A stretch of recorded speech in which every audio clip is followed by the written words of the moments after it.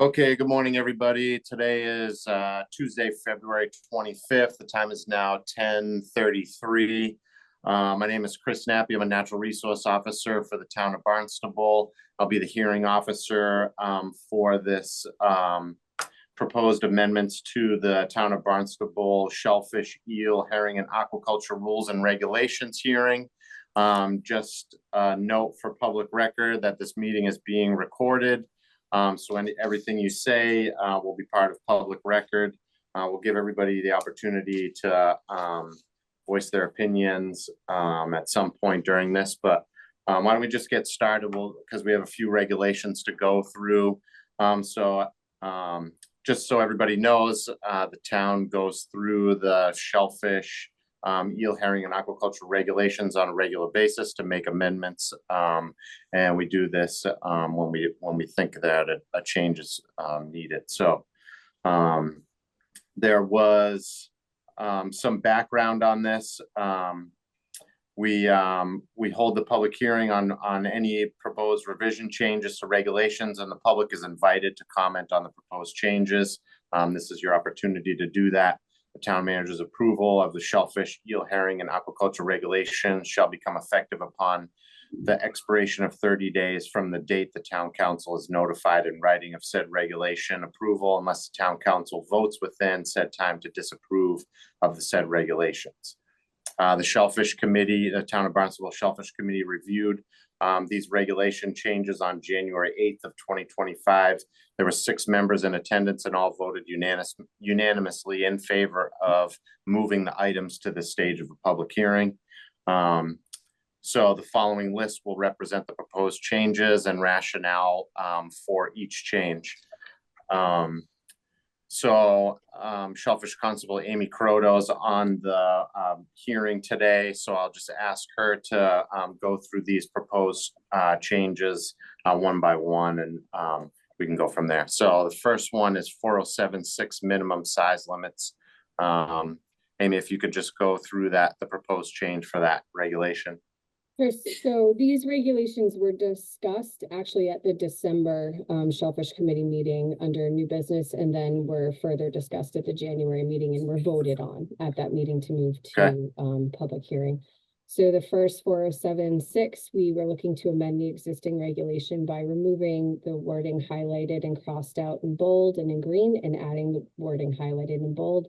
Pertains to adopting a minimum size limit for jackknife razor clams specifically, and that recreational harvest of jackknife razor clams less than 4 inches in total length to the amount of more than 5% of any batch would be prohibited.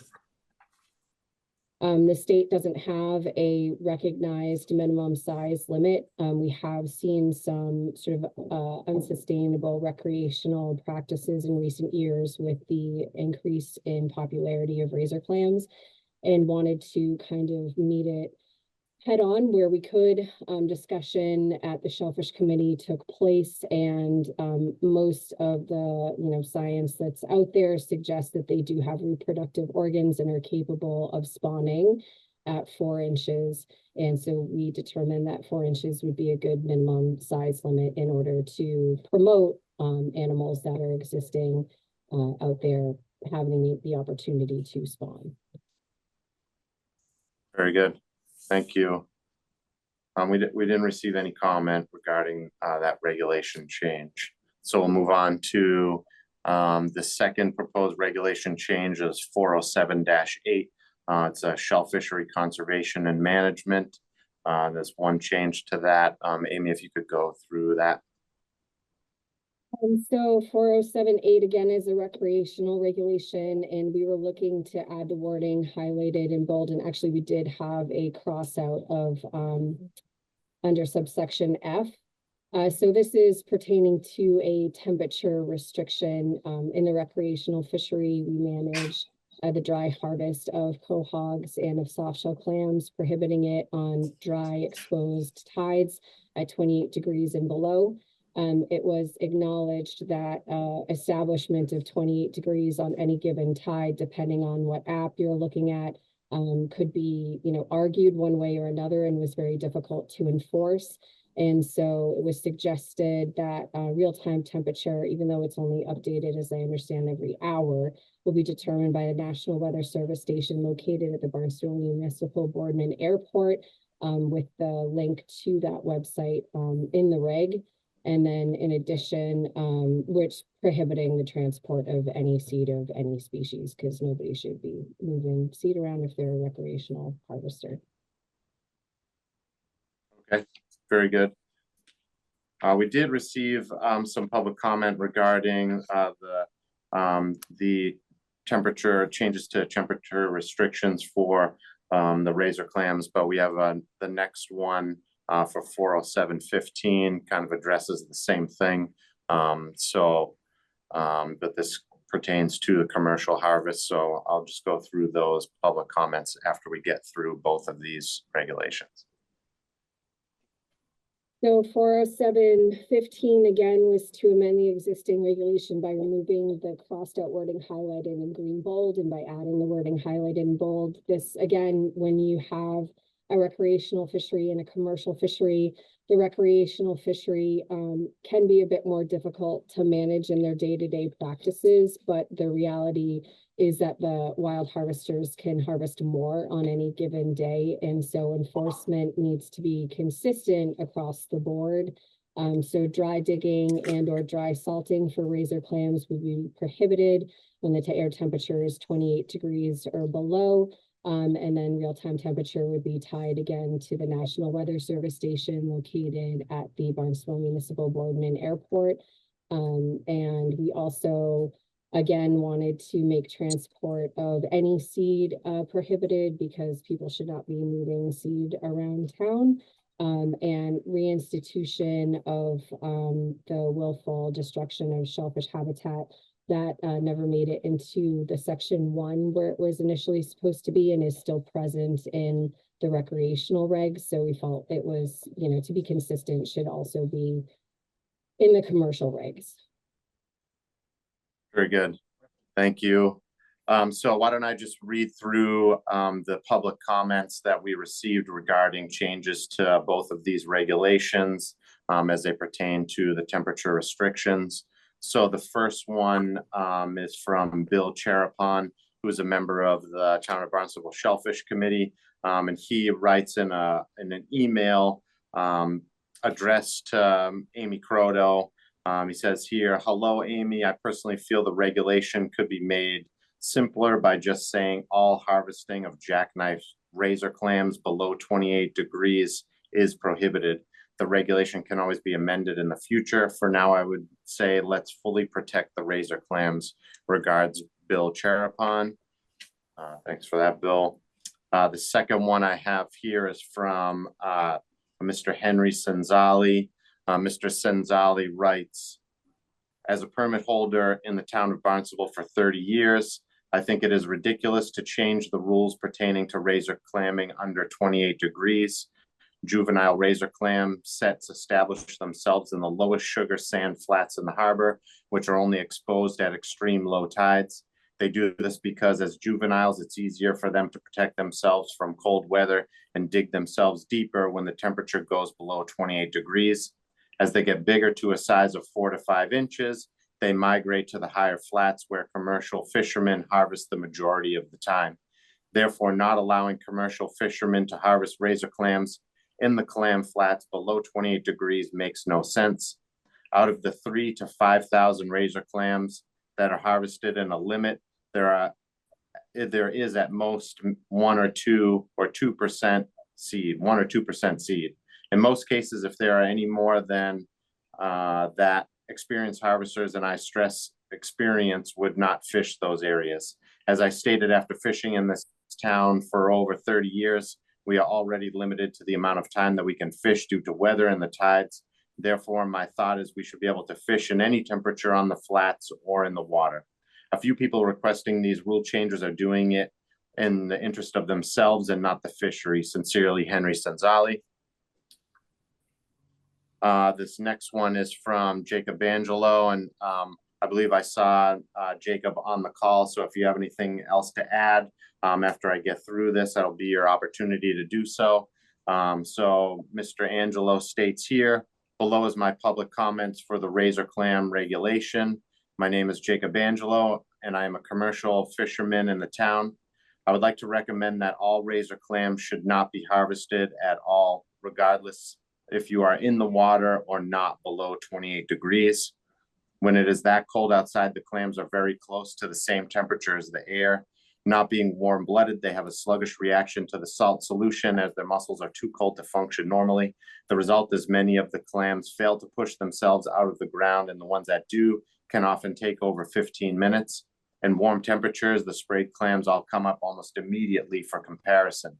The ability for seed and overlooked clams to dig back in is equally reduced at these temperatures. The clams that don't come up after being blasted with a supersaturated salt solution have a chance of dying without being harvested. The razor clams being mentioned live in lower extent of the intertidal zone. When the tide goes out, razor clams at the highest elevation are exposed before the ones at lower elevations. At temperatures below 28 degrees, the clams come up oftentimes slower than the tide goes out. This forces fishermen to continuously jump down in elevation to remain in the water, which leaves the sluggish razors to become exposed as they come up delayed. The harvestable clams that do come up that might have originally been sprayed in the water are now 5 to 10 feet from the water's edge, making it hard to tell if they were sprayed in the water. The seed, which has to remain on the beach, is now exposed and likely to freeze if not eaten by a seagull because of its inability to dig back in. In general, it's almost impossible to tell if someone is spraying in the water or on the edge of the water from anything over 50 yards, which makes enforcement difficult. There are puddles, ripples, and holes that hold standing water all over the flats. Are those legal to spray? Enforcing if someone sprayed in the water is virtually impossible for the Natural Resource Department from town landings. Therefore, it doesn't make sense for conservation and enforcement reasons that the stock is better left alone in sub-freezing temperatures. All razor clamming should be closed below 28 degrees. Jacob Angelo. Okay, so the next one we have here is from Paul Hendricks Jr. This is addressed to Amy as well. Hi, Amy. I'm unable to attend the Zoom meeting. However, I do have input on this matter. I've been razor clamming for many years in all temperatures and feel that as long as the clams are kept alive and in the water, it should not be an issue. Fishermen can't sell frozen shellfish, so they must be kept alive in the water to prevent them from freezing. So this shouldn't be an issue as they have been sold for years in the past. Undersized razors do dig themselves in just at a slower rate like any other shellfish in colder temperatures. Fishermen aren't fishing clams to not make money, so they would obviously do their due diligence in order to keep alive to prosper. I have evidence dating back to 2017 and January that we fished without issue in Cape Cod Bay. I have over 40 years of shellfish experience myself since I was doing this since I was 13. Thank you for letting me express my thoughts on this, Paul Hendricks Jr. The next one we have is from William Korkich. Mr. Korkich writes here, below is my public comment for the razor clam temperature regulation. My name is William Scott Korkich, and I am a commercial fisherman in the town of Barnstable. I believe 29 degrees should be the cutoff temperature for all razor clams. At these temperatures, the razor clams are very slow to respond, and it's not beneficial to the fishery to be harvested at these temperatures. All you're doing is feeding the seagulls. All razor clamming should be closed below 28 degrees. William Scott Korkich. The next one I have is from Timothy Hamill. Mr. Hamill writes here, good evening. I want to just write a quick thing about the proposed temperature change rule. I do not believe a full closure at 28 is warranted. We have already put a protection in place where there was no protection at all, and none had been followed prior. In prior meetings, it had been discussed and agreed upon that anything under 4 inches wouldn't be targeted due to marketability and spawning purposes. Typically, when fishing, the rate of seed where keepers are being caught and commercial abundance is limited. Fishermen do not want to be where seed is. Nowhere even close to 5% of the catch.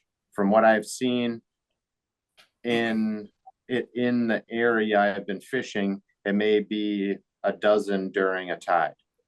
If this few of seed even have the potential to get harmed, it is a minimal number in the grand scheme of things. Obviously, the market size fish will be taken. Changes like this are the reason why I wanted to join the board. I feel that only a very small portion of fishermen have been represented.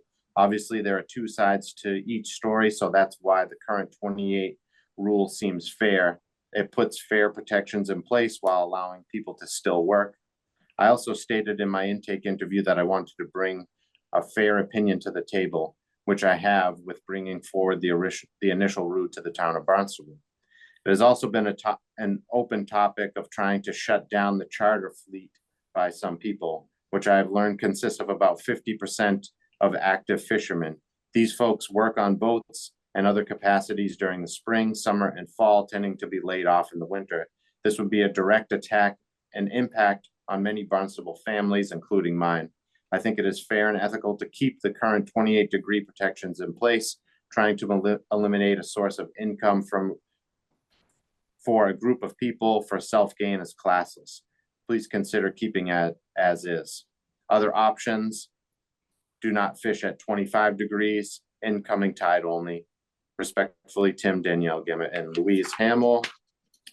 Okay, and the last public comment we have is from Tyler Hagenstein. Mr. Hagenstein writes here, Amy, thank you for taking the time to revisit this issue.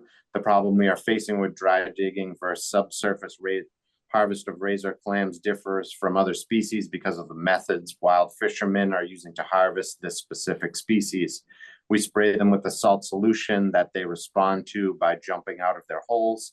During cold snaps below 29 degrees, the clams are unable to react to the salt solution because they are so cold, similar to the way we lose dexterity in our hands on a cold winter day.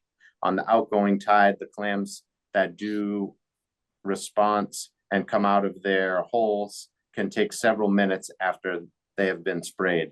This creates a situation where the clams were wet when sprayed, but because the tide drops so quickly, they cannot be harvested as the flat dries out.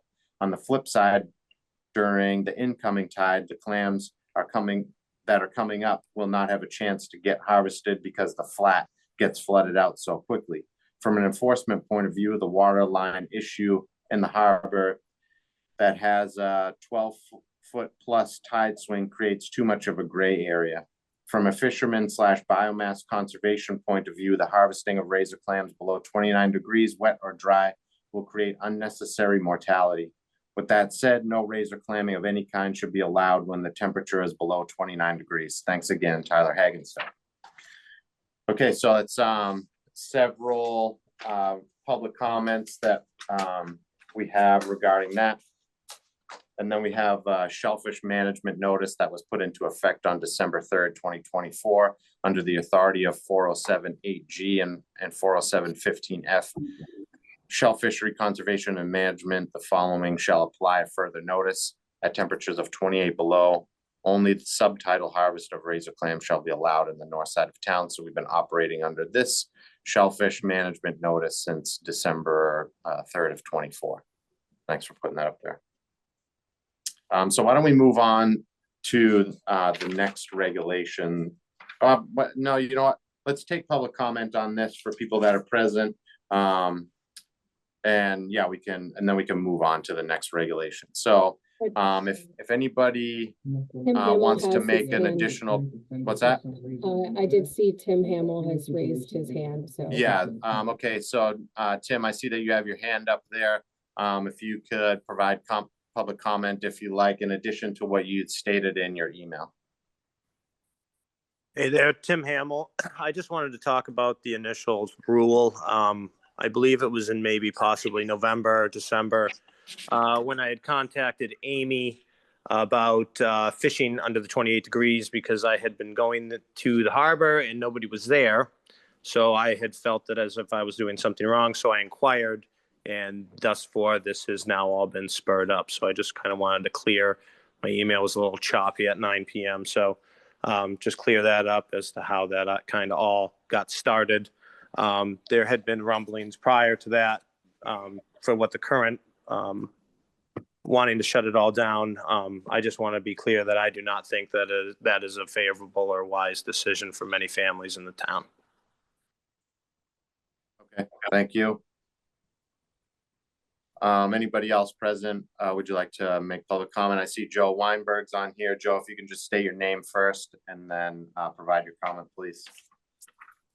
My name is Joe Weinberg. I'm a commercial shell fisherman. In the comment on 407-15F on the 28-degree proposed regulation change. I think the intent brought forward by a small number of diggers in this town is very self-serving. That refer to the dangers of that are really just looking out for their own interests at the expense of the other fishermen in this town that have been harvesting this way for many years.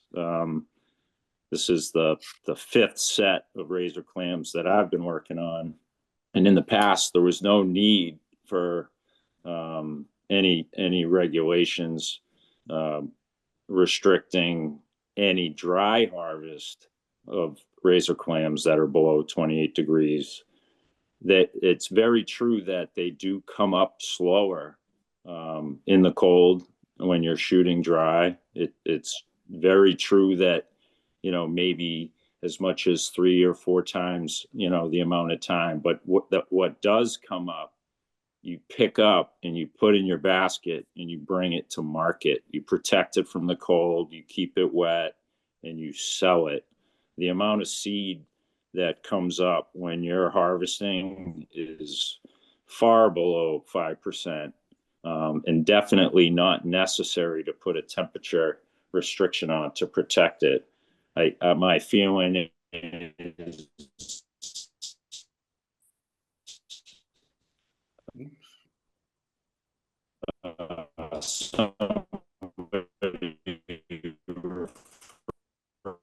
Having some connection issues with you, Joe. We can't hear you that well. Birds eating fish that comes up. And I think regardless of the temperature, whether it's 50 degrees or 20 degrees, that fish that come up, hello, can you hear me, Chris? Yeah, it's just a little Can you choppy at hear me? times, kind of in and out. Are you getting that too, Amy? Yeah. I think it's just connection. How about now? Gotcha. Can you hear me okay now? Yeah, it's just kind of in and out, but yeah, it's okay right now. I'm not sure what you missed there, but what I was trying to say was that I think that far more clams get eaten by birds regardless of the temperature. And the fact that, yes, they do come up slower, but all that means is that you're going to harvest less clams, not that they're going to be dead. You're just going to catch less. What clams do come up get picked up and go to market. To suggest that because they come up a few minutes later means that they're going to be wasted is not an accurate representation of what's happening. For decades now, we've been operating without this regulation, without a need for a temperature restriction. I see no need to start now. I think if you want to protect seed, you need to find another way to do it. Another thing I'd like to say is that there's concern that with the large amount of recreational harvesters that that somehow we need to protect seed because of cold weather. And I think that it's really unnecessary given the fact that the past days that it's any recreational diggers on those recreational days. Last week, Wednesday, diggers that I saw were harvesting oysters.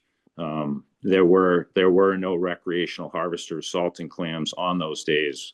I think that you're going to find that when it's that cold, unless somebody's out there trying to make a living, that they're not going to be there.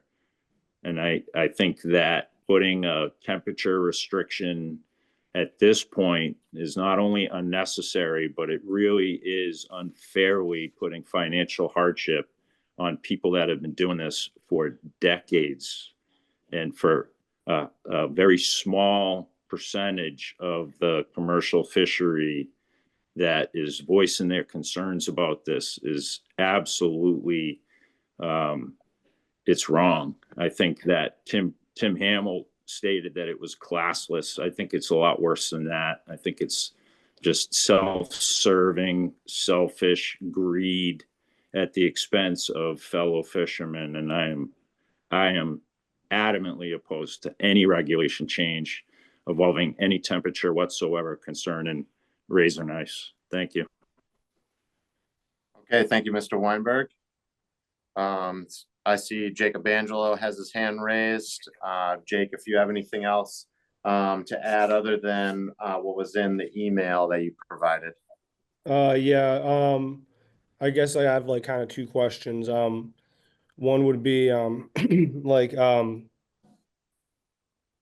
you know, like I sent Amy a video. I don't know if she had a chance to watch it, but you know, out there on the flats this time of year, the razor clams are basically all in puddles. So, you know, you could be very far from the shore and still be fishing in several inches of water. I originally brought this up, you know, because I did have concerns about the amount of holes that are sprayed and the amount that don't come up, and it just you know doesn't seem like it's really helpful for the fishery from my perspective. When I brought up not fishing at all at the meeting, you know, nobody said anything. I didn't think that was a bad thing. I just wonder, you know, if maybe it should just not be a rule at all, or it should be below 28 degrees, because I'm just not sure how it would be enforced. And if this is coming from, you know, there's been several comments that this is in self-interest. I'm just not sure what the self-interest would be exactly. So Okay. like my questions would be is how do you enforce, you know, it's a puddle, it's a ripple, it's an inch of water, it's 2 inches of water. It's like, how do you enforce that on a tide that's moving so much? Why it really, honestly, this rule as it is now doesn't make any sense at all. It's to me, it's either you just are or you're not, just from an enforcement reason. And just how do you do that? You know, how do you tell if you're in? I mean, you can tell, but like it's a puddle, or is that a puddle, or is that the dry land? I don't know. And if this is self-serving, I just want to know what the self-serving is. That's all. Okay. Thanks for that comment. I think yeah, we're not going to get into really like a back and forth, like other people answering questions that come up. If we can, yeah, there's other avenues to do that. This is just a meeting to discuss the regulation changes that are proposed. We're not going to do like a question and answer period where the fishermen get the opportunity to discuss this. There's other times for that, whether it's at the Shellfish Committee hearings, when these regulations were proposed at the time. This isn't the setting to go back and forth with those types of questions. Okay, so next public comment. Does anybody else have anything to add? Yeah, Tom Reichev, on the call. I see he has his hand raised. Tom, if you'd like to provide your comment. Oh yeah, I'm just saying, there's nothing with the new regulation about picking them up once they're dry, is there? No. Okay, so I mean, I go back up and pick up the ones that are coming out late, call them late bloomers, or late pops, or half pops. So we are picking them up because I can't stand seeing seagulls eat them. And as far as enforcement, it is difficult, but if I see somebody spraying dry when it's cold, I'm gonna go over and approach them. And I think we probably self-regulate ourselves. That's all I have. Okay, thanks, Tom. Is there anybody else that would like to provide additional public comment? Michael Bridges is on. Michael, go ahead. Now's your chance. Yeah, so I don't think that there's necessarily a need for the change of the regulation. I think that we as fishermen, where we all kind of have a general understanding. So if say it's a cold day and you know almost all of us, we're not going to be shooting dry anyway, because on a cold day you're not doing as good on the dry. You're going to be staying in the water regardless. But I think as far as the proposal of this for self-interest is the fact that most of us all have a second job or we all do something else. And there are, in my opinion, fishermen that may want time to do something else, whether it's on a grant, whether it's on a muscle boat, whichever. It's just not necessary to cater to them as to cater to somebody else. It's all in means of remaining fair across the fishery. The regulation, in my opinion, that we currently have is fair. It's workable. It helps all aspects of the fishery. And that's, like I said, is pretty much my opinion on it. Very good. Thank you, Michael. Okay, thank you all for the public comment. I don't see anybody else with their hand raised.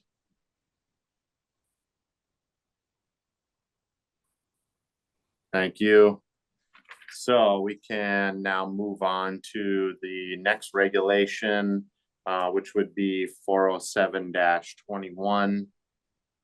It would be the South Side Commercial Quahog Harvest Restrictions. Amy, do you want to go through this one to provide the rationale and the change for that? Yep. So this for section 407-21 would be to add the wording highlighted in bold. Over the winter, there was a sort of an emergency amendment that allowed for larger quahog limits outside of our inner embayments, which is a jurisdiction that the town had not exercised to date. So the limits across the board, regardless of whether you were in the embayments or not, was the same. We saw an opportunity to allow our local permit holders to potentially get higher limits in areas where state fisheries might also be present. And so we would like to change section B to state that the commercial quahog harvest limit within Southside embayments, which would be SC 19 through SC 28, would not exceed 5 level tote baskets in any combination, consistent with how those regulations were already in place, but separating them now from C, which would be commercial quahog limit outside Southside embayments, so SC 18. And stating that the total daily limit of all quahogs from SC 18 shall not exceed 20 level tote baskets. Commercially harvested quahogs from SC 18 cannot be combined with commercially harvested quahogs from within SC 19 to SC 28 to exceed 20 level tote baskets in any given shellfishing day. Okay, very good. Do we have any public comment regarding this regulation change? Okay, I don't see anybody that wishes to comment on that. So the fifth change would be to regulations 407-22, North Side Commercial Quahog Harvest Restrictions. Amy, if you could speak to that. So here we would be amending this regulation on the north side of town under the similar understanding from the previous regulation, allowing for higher limits of quahogs to be taken daily from outside of CCB 29, CCB 31 through 34. So under B, within Barnstable Harbor, which would be CCB 29 and CCB 31 through CCB 34, total daily limit of commercially harvested quahogs would not exceed 2 level tote baskets as defined, which is the current regulation, just a little bit more detailed to separate it from commercial quahog limit outside of our north side embayments, so CCB 30.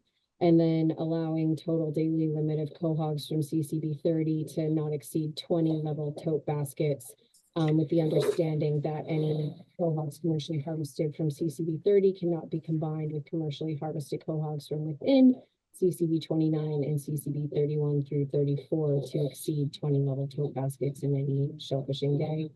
The last piece was the commercial cohog area restriction, amending it to state that Barnstable Harbor's closed commercial zone is defined under Article 7, Section 40745A2. In recent years, we shrank the size of the closed to commercial zone within the harbor significantly, and that definition wasn't really present in any of the regulations. So bringing it into that compliance was needed. Very good, thank you. Does anybody wish to make public comment regarding this regulation amendment? Okay, seeing none, we'll move on to number 6. And that is regulation 407-36. It's regard to commercial jackknife clam and common razor clam shellfishing. Amy, if you could please speak to that. Yeah, so again, in this regulation, this is to maintain consistency with management of recreational harvest of razor clams, similar to the dry salting and digging suggestion, along with tying the temperature to an actual weather station. We want the minimum size limit on commercially harvested razor clams to also be 4 inches minimum, and for there not to be any more than 5% seed present in any given catch. Very good. Does anybody have any comment that they wish to make on this regarding this regulation change? Okay, seeing none, we'll move on to number 7. And this would be for 407-45, areas closed to commercial shellfishing. Amy, if you could give some detail regarding that change. Yep, so this kind of at the end, but speaks to the other regulation change in that the area closed to commercial shellfishing prior just stated Barnstable Harbor, because there was a very large area of Barnstable Harbor that was closed to commercial shellfishing. In recent years, we shrunk that area significantly, but didn't have a defined area. And so now the closed to commercial zone outside of the already closed Scudder Lane recreational shellfishing area, which has been in place for decades, states that the waters, flats, and tributaries, that portion of Barnstable Harbor drawn northwest from a pole at Harris Meadow Lane at that lat and longitude to a closed commercial shellfishing sign located on the northwest tip of Huckins Island at its own designated lat and long. Southeast around Huckins Island to a closed to commercial sign at the southern flat of Huckins Island with a line drawn south to a closed to commercial sign at Calf's Pasture Point. That was to better establish what is not a very straightforward box around Huckins Island, which was the one place outside of the recreational area we wanted to protect recreational ability to walk out to those flats on decent tides to shellfish and not be in competition with wild harvesters. And then at the bottom, the link to the website just wasn't updated, and so needed to be consistent with where the shellfish maps are actually located online. Yeah, I think that was the last one. We had 7 to get through. Thank you for that. Does anybody have any public comment regarding that regulation change? No. I would like to, if possible, just in closing, just state that I do appreciate the commentary from the wild fishery. I understand that some of these changes can seem at times like they are one-sided, but we have had that dry salting restriction in place for over 2 months now, and it hasn't seemed to curb anybody's ability to go out to work on a daily basis and to make money off of the razor clams that are out there. We do need to deal with the recreational fishery that has increased interest in a fish that largely has been unregulated to date. And I know that a lot of the time wild harvesters do self-manage amongst themselves on the flats, but it's just not how it works recreationally and has to be consistent across the board. So I do appreciate the commentary, but do think that having a temperature restriction specific just to the dry salting and dry digging of razor clams will not result in massive losses to income to fishing families. Okay, thank you for that. I'll give everybody else one more chance to say anything or provide comment if they wish to, if anything else has come to mind. Joe, go ahead. I just wanted to say that it occurred to me that dry digging with a fork, razor clams with a fork, is illegal. But I can tell you from experience, and I think anybody else that has dry dug razor clams with a fork, is that you break a tremendous amount of them. And I suppose if I wanted to save the resource or protect it somewhat from waste, you could say that dry digging razor clams with a fork is very wasteful. You break at least half of them. I think anybody that's done it will tell you the same thing. And I'm really just using that as an example of maybe why we should not interfere with an existing fishery with regulations where it's just not necessary. You know, I'm not really in favor of putting a restriction on that from people, because I think there isn't a lot of people that do it. But I think that if you've ever done it, you know that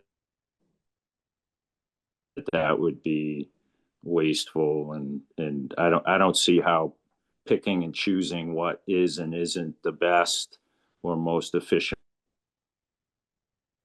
way of harvest at this point is benefits. It's just another example to your personal gain, is really how I feel about it. Thank you.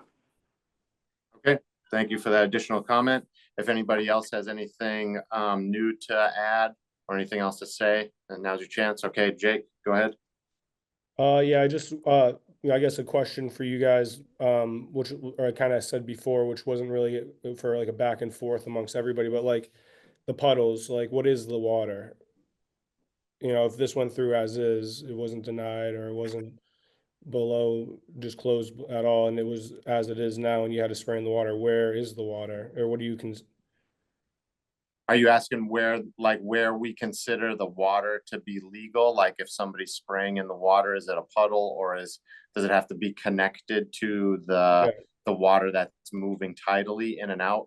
For me, if I was out there personally enforcing that, a puddle would not be allowed. You'd have to be, the intent is for the fisher to be operating in the water that's connected to the connected tidally, not a tide pool.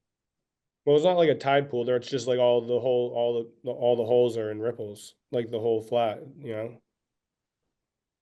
So you mean just like ripples created by the waves? Like you should see the whole flat is just, you know, just covered in water still, but it's dry a lot of times. So, Well, something can't be covered in water and dry at the same time. I sent Amy a video of what it looks like. You know, the whole flat there's just all the holes have been pumped down into ditches, and you just got water all over the place.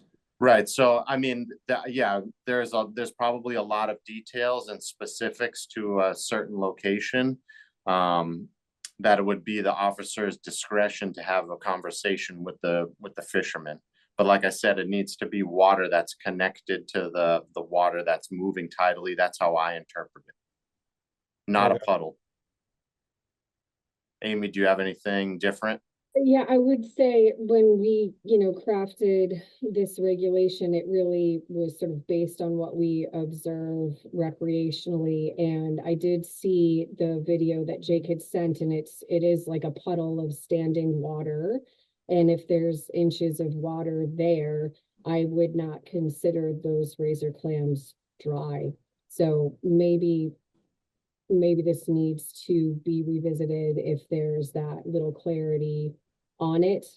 Again, when this came about from my perspective, it was an attempt to better manage recreational issues, but also understanding that when you have a recreational fishery that can't fish as much as a commercial fishery can, that restricting something on the recreational end doesn't make sense to not restrict it on the commercial end. So maybe that's something that needs to be better defined if that's the case. Okay, very good. Joe, go ahead. So this is more or less what I was afraid of is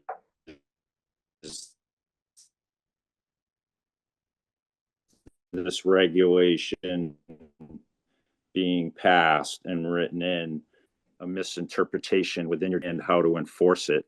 I would say from my point of view that underwater is underwater, whether it's a puddle or connected to a creek, or maybe how big is the puddle? Is the puddle 100 feet across? Is it 10 feet across? Now, all of a sudden, we have the risk of maybe getting a ticket, maybe breaking a regulation, which therefore puts your permit at stake, or maybe just the downside of not being able to work in an area that maybe you should be able to work in based on interpretation of regulation. And that's precisely why I think it should not be put in place. It's dangerous.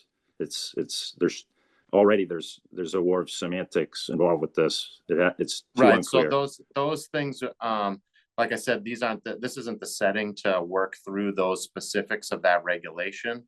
And we can discuss those specifics of what our expectation is. If the regulation is approved by the town manager. So, and we'll make that clear, what our expectation would be moving forward. But this is where we take your public comment, we can make those amendments moving forward. Anybody else have any changes to, or any comments to make? Okay. Seeing none, and since we've gotten through all of those regulation changes, we'll take this into account. And as I stated at the beginning, it gets forwarded to the town manager, and then they have town council and the town manager have 30 days to act. So if these are approved by them, the regulations will be approved, and they'll be enforced 30 days from now. So thank you all for attending and for your comments. The time is now 11:22 and we can close it.